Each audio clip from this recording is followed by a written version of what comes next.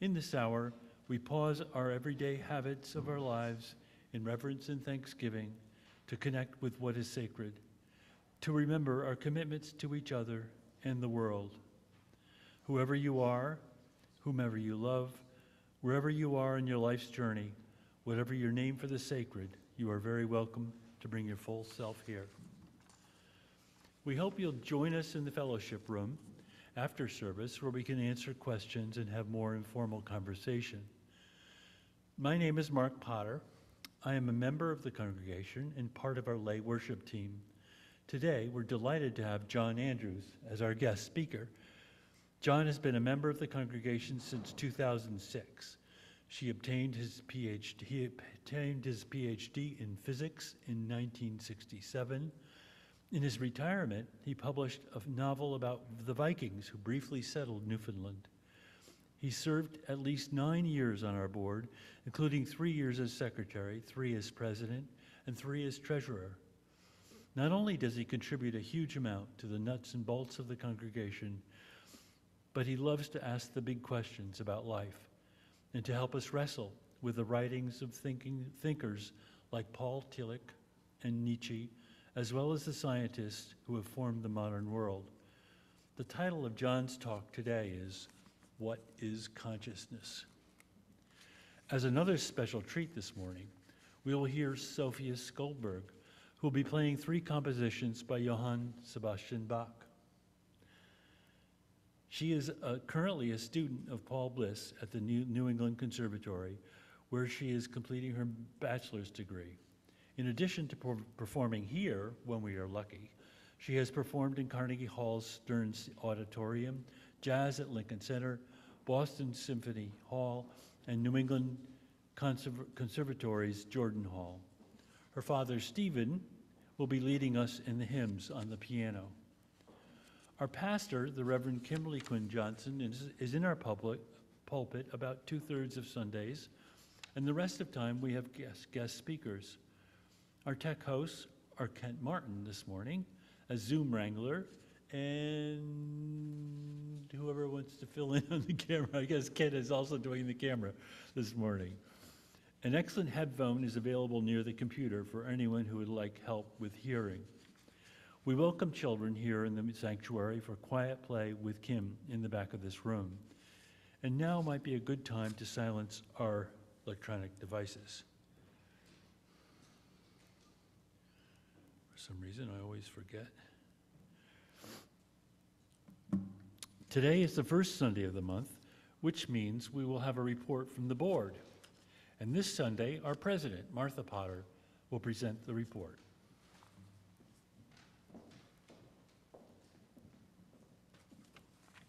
Hi, all. We're quiet today. Hi, I'm Martha Potter. I'm president of this board, and I just want to tell you a few things that the board is working on. Anastasia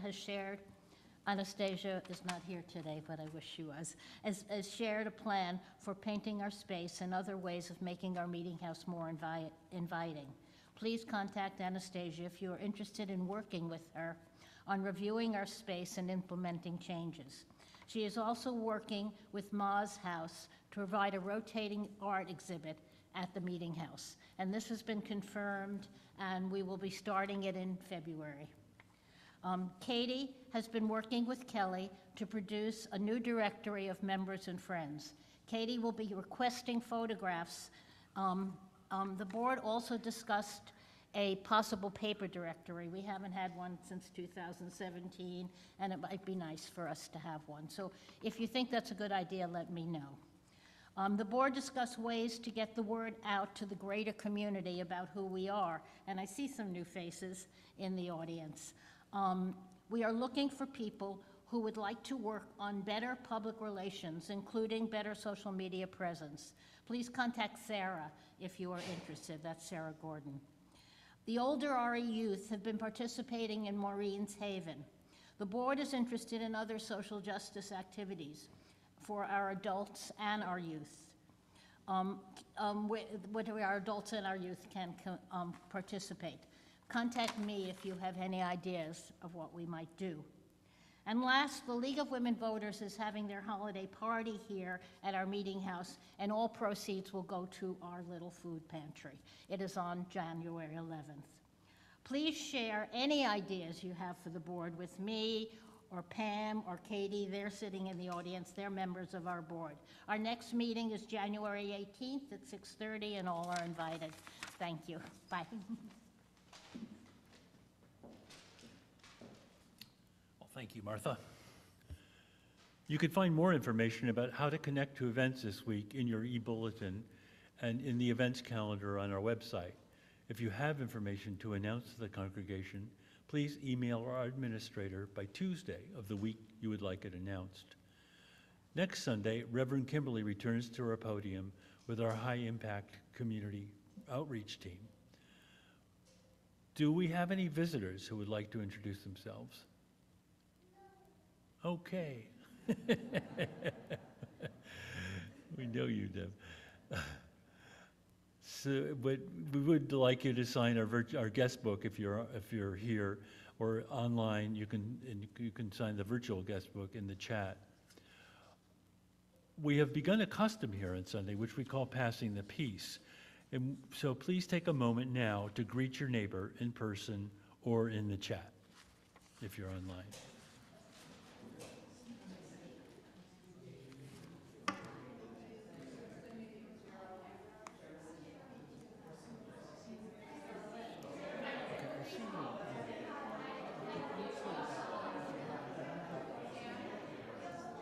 Hi, Julie. Hi, Patience. Hi, Bev. Hillary, are you there? Wow, it looked like that picture, that cat on Hillary's page nodded when I said, "Are you there?" I'm here. I know. Hi. Patience is here. I don't know quite how this is working. I don't know. Jerry's figuring it out. Jerry, why don't you come in here, please? I think they're starting up again. Yes, we are. So now we'll listen to the, what shall we do, John? Shall we light the chalice and then do the opening music? No, let's do our opening music first, Sophia. Thank you.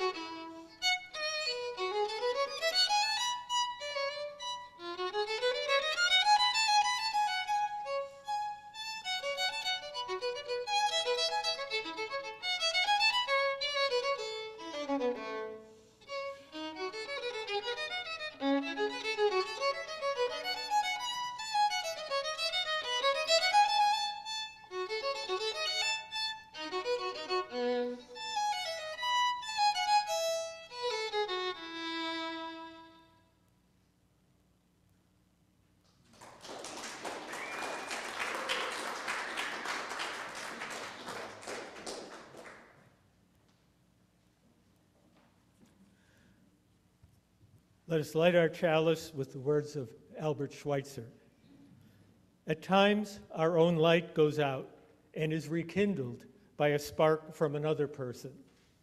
Each of us has cause to think with deep gratitude of those who have lighted the flame within us.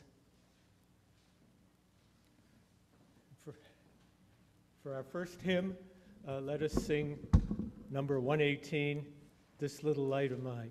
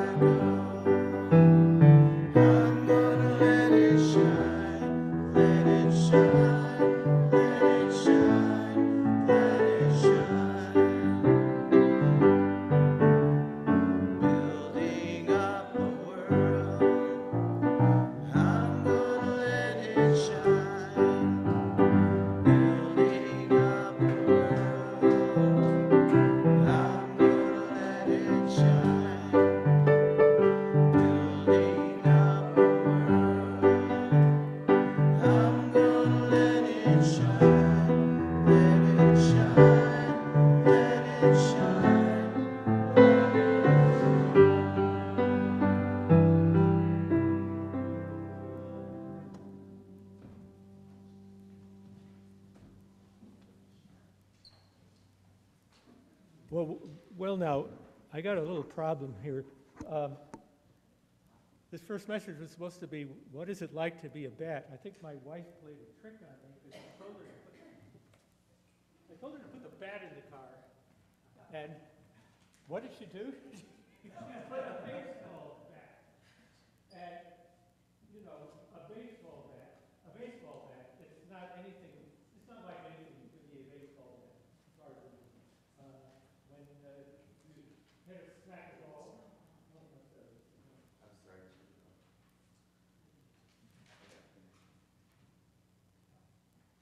When you smack a ball, I don't think the bat hurts. And if you have a broken bat single, I don't think the bat cares. So I don't know. But did anybody just happen to bring a real bat? Oh!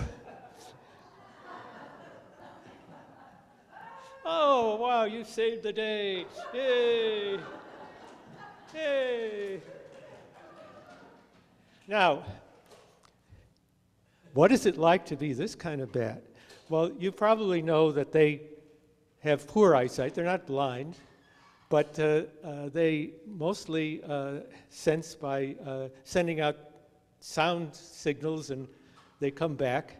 But the point is, it's not like a bat is like a submarine sailor sitting in front of a sonar screen and trying to figure out where the subs are. The bat presumably has a totally different way of perceiving the world, and I've long been interested in trying to figure out what it's like to be other creatures, and so I got this little friend, and this little friend can't tell me what it's like inside that little head.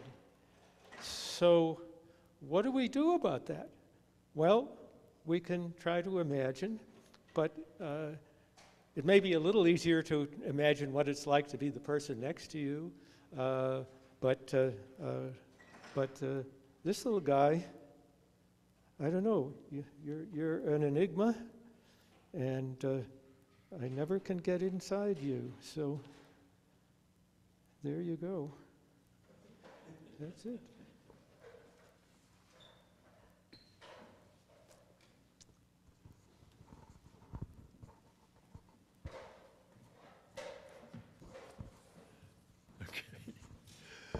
So for the rest of us bats, we're going to support the work of this congregation through the gifts of our time, our talents, and our treasure. Your financial contributions help to support the ongoing work, including worship, religious exploration, community care, and connection. And your generosity is reflected in the ways that we are able to show up in our community for justice. We also have our helping hand basket, which we traditionally leave in the back of the room, and you can donate for the Helping Hand there. Our Helping Hand Fund provides support to local organizations and the Minister's Discretionary Fund, which supports individuals in immediate need. To contribute, you can use the baskets that circulate, and you can also use the link in our chat online if you're online, or scan the QR code.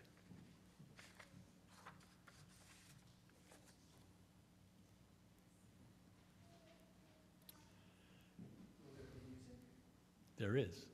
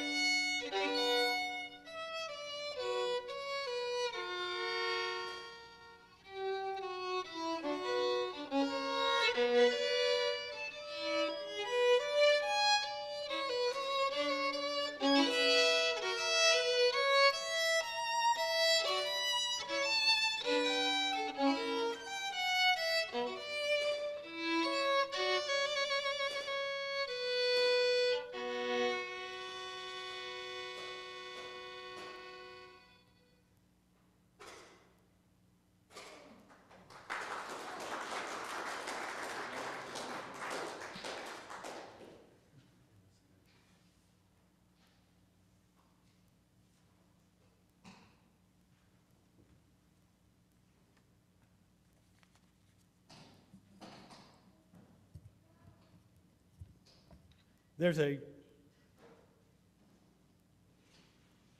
well-known basic meditation theme in Buddhism, and I thought it would be worth trying to do a variation on that. And so the first thing is, think of the person who is closest to you, your life partner, a family member, a best friend. Try to imagine what it is like to be that person.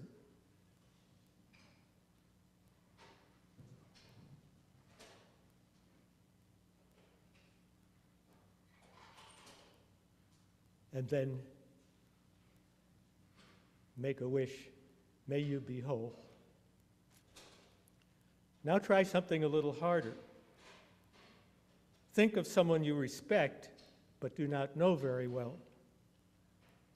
Try to imagine what it might be like to be that person.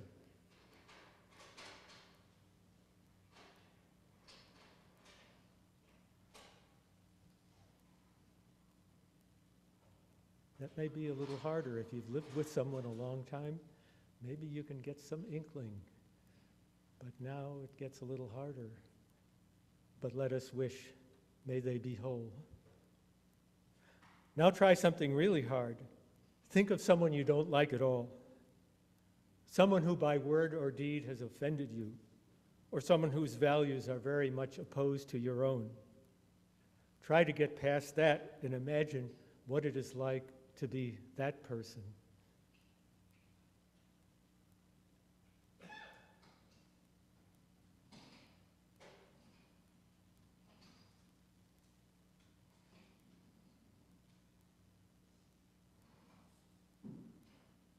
And if you can, make the wish, may they be whole.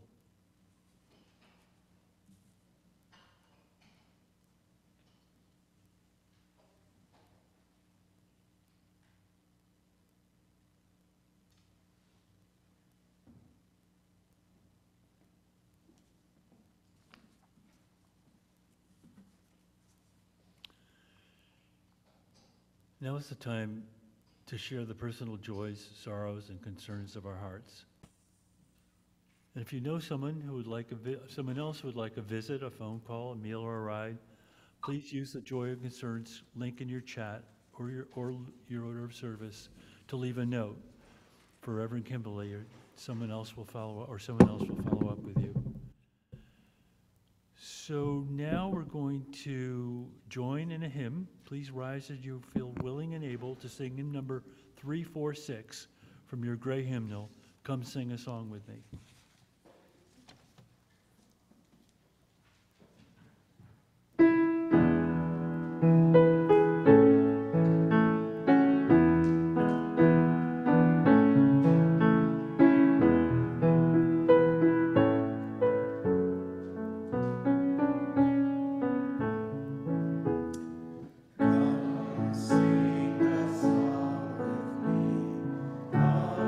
Sing a song with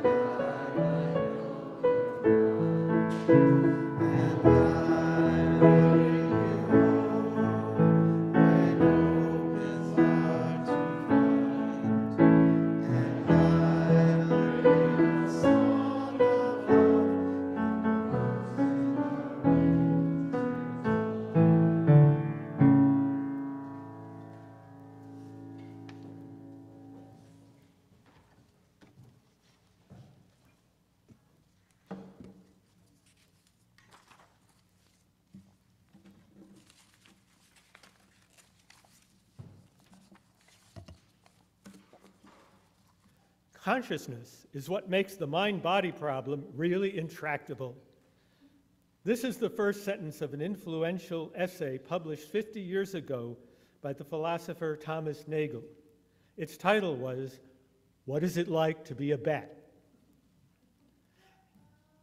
In plain English, his point is that neither scientists nor philosophers have any idea how 3 pounds of meat in our heads can give rise to subjective experiences. The smell of a rose, the pleasure of sex, the pain of a toothache, the joy of human bonding, the anguish of loss, the aha experience when one solves a difficult puzzle. He uses bats to highlight the mystery of consciousness that goes beyond human experience. So what? It happens. Why care what makes it happen? The most obvious reason to wonder is the age-old question of immortality. Is there any part of us that survives the death of our bodies? And is that where conscious experience occurs, with the physical brain being a mere conduit between it and our bodies? In short, is it what most people refer to as the soul? Belief in non-material souls goes back to ancient times, and it remains today in the 3 most populated religions, Christianity, Islam, and Hinduism. It gives believers hope that death is a mere transition rather than the end of it all. Unfortunately, it also gives the high priests of these faiths a hold over their members with the ultimate threat. Unless they obey the divine word as interpreted by said priests, their post-mortem existence will be extremely unpleasant. Philosophers from Plato in ancient Greek to René Descartes in 17th century Europe argued for the existence of non-material souls. Most modern philosophers of mind reject that idea for what I think are good reasons. But then they latch on to materialist stories that either dismiss consciousness as an illusion or else give a mechanistic account that provides no insight into the immediate, vivid, personal nature of our subjective awareness. They provide no explanation for why it is like something to be a human being, let alone what it is like to be a bat. I would assert that there is a middle ground between the belief that we have souls detachable from our bodies and the opposite belief that we are nothing but complicated concoctions of chemicals. The middle ground includes Buddhists and even some Catholic theologians. It also includes some contemporary philosophers of mind, of whom Thomas Nagel is one. I think that Unitarian Universalism is an ideal platform to explore this middle ground. We can be spiritual in a meaningful way without having to believe in ghosts. A more down-to-earth reason to care about consciousness has to do with relationships. How can I connect with another being? How I connect with another being depends on what it is like to be that being. In the case of humans, we can do that with some people more easily than with others.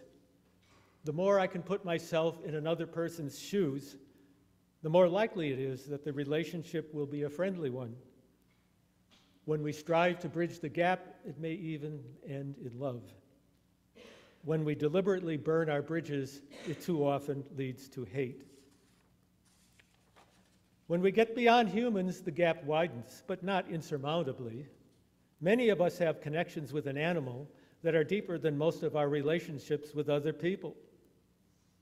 Of course, what it is like to be a dog must be far from what it is like to be you or me, but still we have commonality in expressed emotion, even if not in language. If your dog could talk, I bet she'd say something like, "I'm really sorry I can't share my magnificent smellscape with you." How far down the phylogenetic tree does consciousness go? Nobody knows. Some philosophers imagine consciousness getting vaguer and vaguer as we go to simpler organisms, but existing in some rudimentary way even in single-celled organisms. Others think that there's some minimum amount of brain power needed for consciousness to blink on. Some New Agers think that trees are conscious. Trees don't have nervous systems, but could their chemical means of communication be a basis for consciousness of some sort? Perhaps on a very different time scale?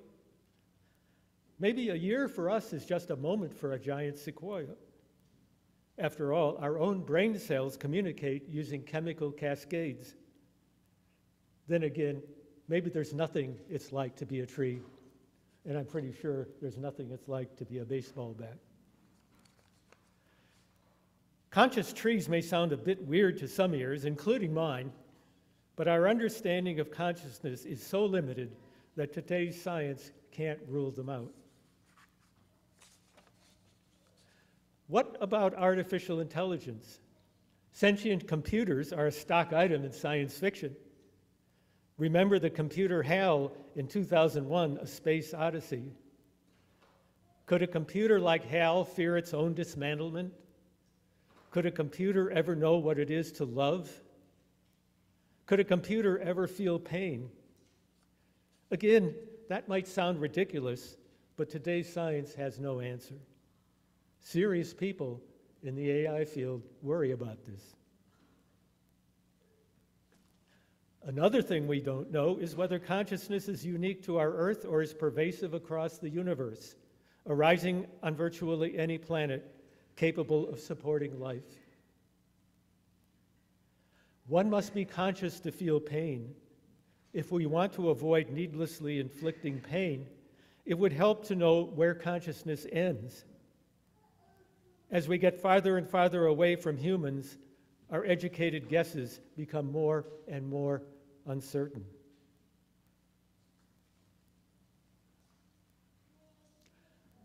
A third reason to think about consciousness is to confront the question of whether we are in control of our actions. Most of what we do is consistent with our past behaviors. We're creatures of habit. If there is such a thing as free will, it is clearly limited. We certainly feel that we have freedom. That doesn't prove anything. It could be that we get that impression only because we feel the strife within us of competing ideas and emotions. One thing we can say with some confidence is that even when we come to reject some of our previous thoughts as inconsistent with our present values, they nevertheless lurk in the shadows of our minds. As a child in the 1950s, I was raised in an environment that today would be recognized as racist, though back then we didn't think of it like that. This wasn't in some stronghold of Jim Crow. It was in Wisconsin and then Ohio. We didn't have lessons in school that taught us that black people were inferior to whites. It was just in the air, evident in the offhand remarks we made, the political opinions we expressed, and the jokes we told. These experiences planted racist neurons in my brain. I'd like to think that all my bad neurons have been extinguished by now. Some of them have, but if I'm honest, I have to recognize that others have only been put under guard. This is where I part company with those who seem to think that unless our thoughts, as well as our words and our actions, are totally pure, we deserve to be cast into that basket of deplorables that is the modern left's analog of eternal damnation. Is my conscious self like a mahout in command of a well-trained elephant, fully in control of an animal that is physically much stronger? Or is it like a frightened child clinging to the back of a tiger, not having the slightest effect on what the animal does? Materialist philosophers go for the tiger image, saying that consciousness is just a byproduct of biology with no causal role in behavior. Traditionally, religious people go for the elephant, believing that when the animal dies, its master, the soul, will be rewarded or punished for what the elephant did.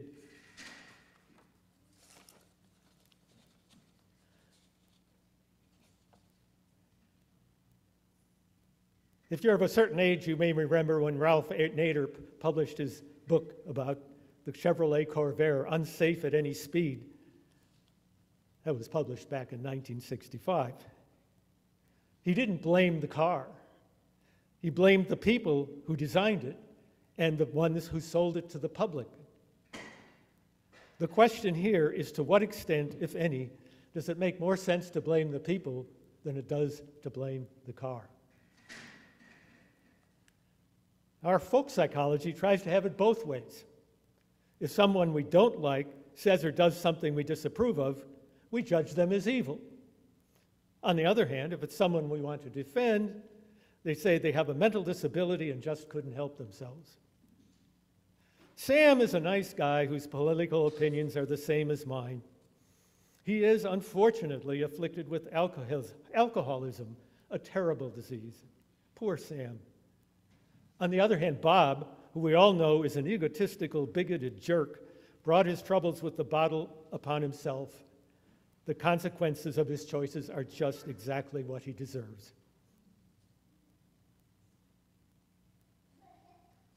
At this point, knowing that I am a scientist by training, you may well ask me what science has to say about all this. Will science ever explain consciousness and answer these questions once and for all? It's a mixed bag. On one hand, science has no idea why that 3-pound blob of meat in our skulls produces a subjective point of view. This is what the philosopher David Chalmers called the hard problem of consciousness.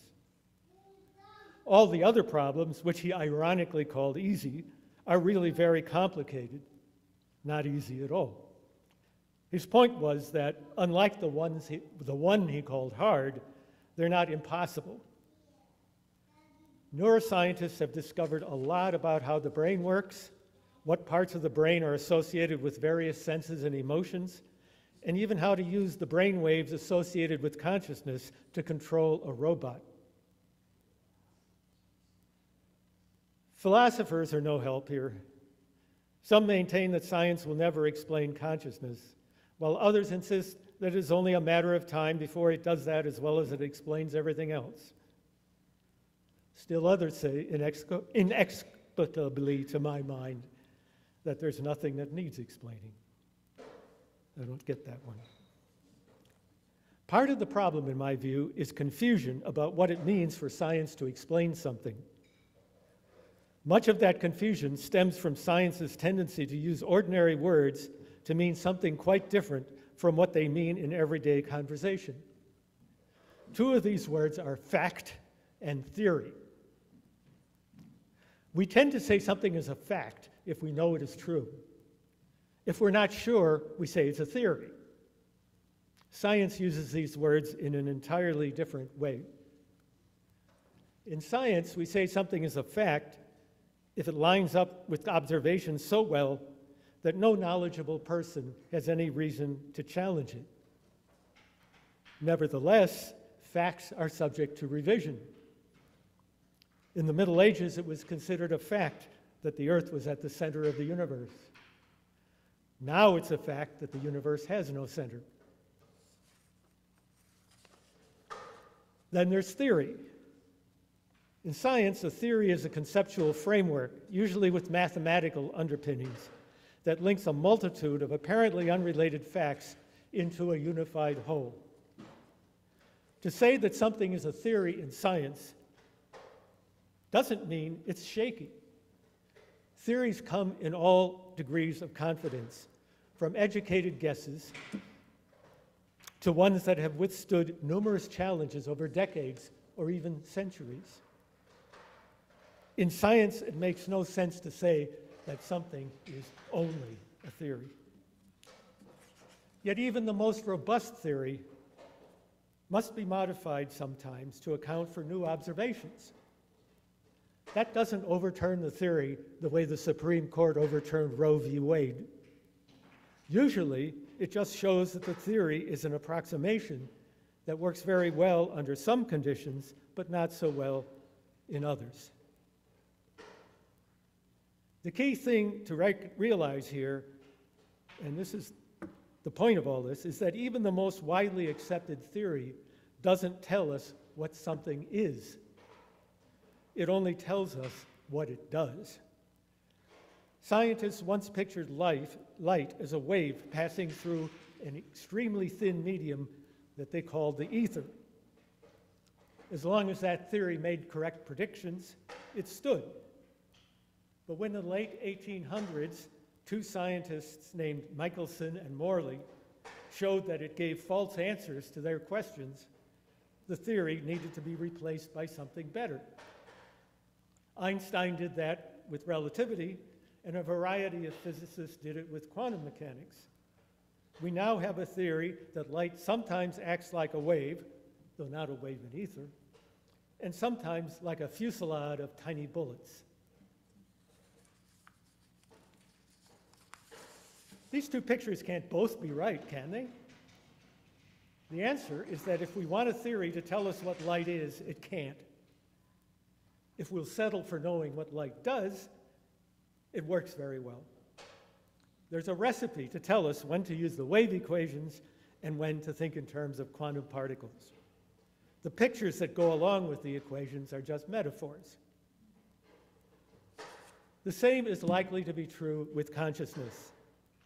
Science will improve its practical understanding of what needs to happen in that 3 pounds of meat in our heads for conscious awareness to blink on, without ever explaining at any deep philosophical level why it does so. This is not to depreciate science. Science is not in the business of explaining the meaning of life, only how it works. Science can't tell us why there is something rather than nothing, nor can it tell us why the physical world is comprehensible and law-abiding. In other words, science can tell us how the world works, but it can't tell us why science works. It's quite possible that consciousness will continue to be, deep down, at the same level of unexplainability as existence and order. Let us accept the fact that science can't explain everything. And stripped of all metaphysical pretension, it never will. Now, I say fact. Facts are subject to revision, but tell me how science is going to explain why there's something rather than nothing, and I'm all ears. But that doesn't make me sad. On the contrary, as a scientist, I rejoice in the thought that there will always be mystery.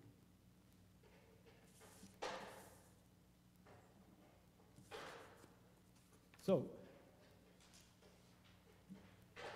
let us now sing song number 1053, How Could Anyone? And we'll sing it twice. Sing it twice.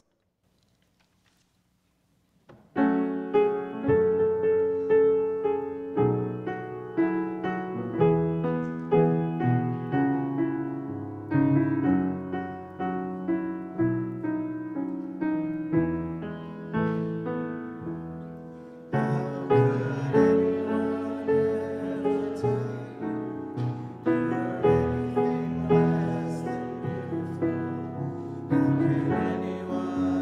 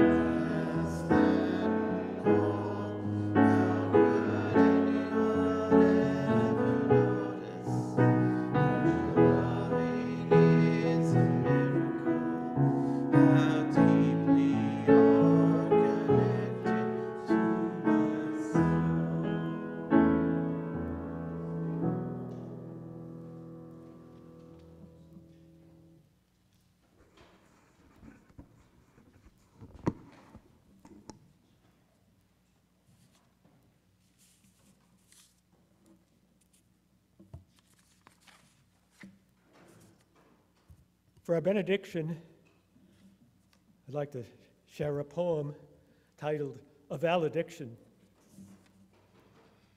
I will go gently into that good night, the no longer useful eye diminishing to a wisp and a whispered, outward bound on other ships, the bits of me that have been found worthy.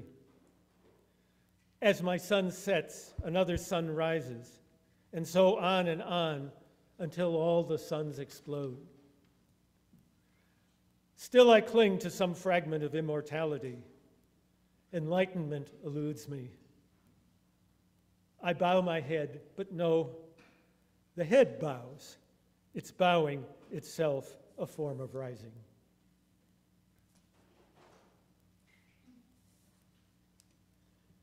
So let us extinguish our chalice with the words in your order of service. We extinguish this flame, but not the light of truth, the warmth of community, or the fire of commitment. These we carry in our hearts until we are together again.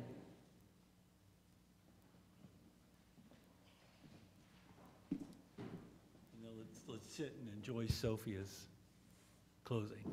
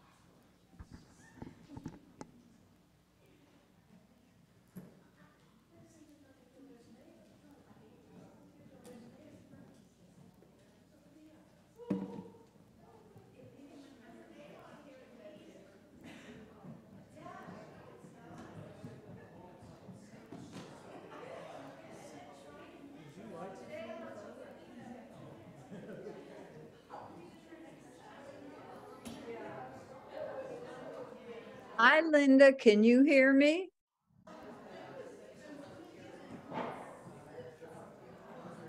Hey, unmute yourself.